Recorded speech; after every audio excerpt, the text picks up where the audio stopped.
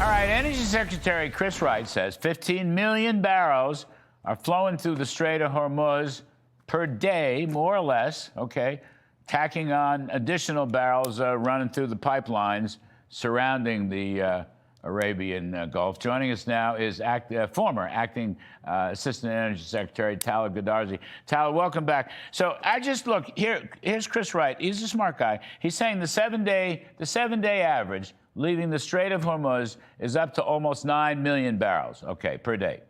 When combined with additional 5 to 7 million, so here's where it gets a little bit iffy, I know, per day leaving the region versus from the new pipelines, I guess, the Saudi, was it east to west, going to either the Red Sea or the Mediterranean.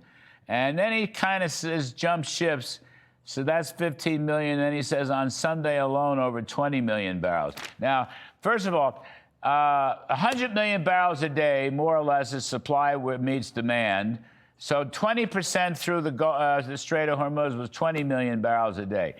But the price is telling us we're gaining on it, but we're not there yet. I know Chris said we can get to 20 million, and maybe we can in the future. But what do you think? I don't think we're quite there yet, Tala. Well, like you said, I mean, look, we are definitely making progress. I think that that's for sure. And ships are leaving the Strait of Hormuz.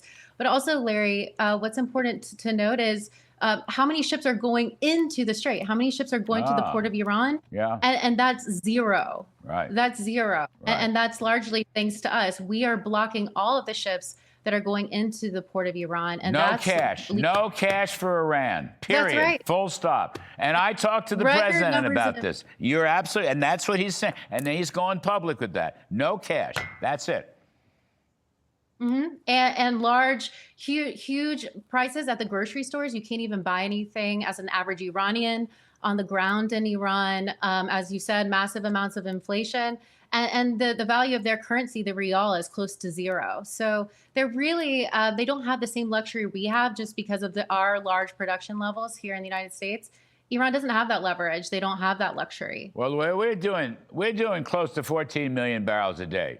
I don't know whether we've hit that, but we're gaining on it. And when you add all the other distillates and so forth, it's actually, we're including, it's 20 million barrels a day worth.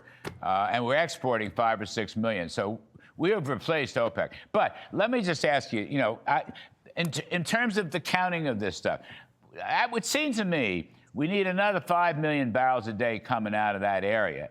We can get it. I mean, if the Navy's running everything, I don't care what Iran says. Our Navy's running everything. The southern route, right, the Omani route, is the way to go. Everybody turns off their transponders at night, so the navigation is in secret. Iran can't figure it out. I mean, we should be able to eke out 20 million barrels from that area, shouldn't we? Yes, I think so. And I've heard that area is definitely safer to go through the Strait. So we just have to get the Strait open, but we need to continue to doing what we're doing now, which is placing economic pressure on Iran. We can wait them out. They, again, don't have that luxury.